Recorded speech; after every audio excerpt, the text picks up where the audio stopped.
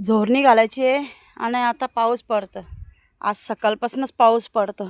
एवढा जोरायचं राहिलं बाकी. काल आम्ही 2 दिवसाचे झोरले तर 13 गोणी भरले. 13 गोणी आम्ही घरी नेले. एवढा धो धो धो धो पाणी वाहतं शेतातनं. आज पाऊस पडतं. मोसम किती या झाले बघा ना, पूर्ण ढगारं आले.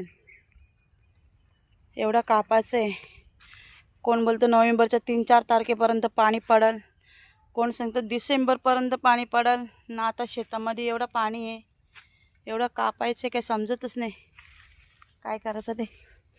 एवढी शेती आमची कापायची भरपूर आहेत. 3 शेती राहिलेत कापायची. एवढं धान्य कापला तर पाणी पडल्यावर सगळं वाटलंच होईल. आता जेव्हा थांबेल तेव्हाच आम्ही कापू. एवढा धोधो शेतातनं पाणी निघतं. म्हणजे किती शेती भरल्यात आतमध्ये. इकडे दिसत नाही पाणी, पण आतमध्ये पाणी आहे.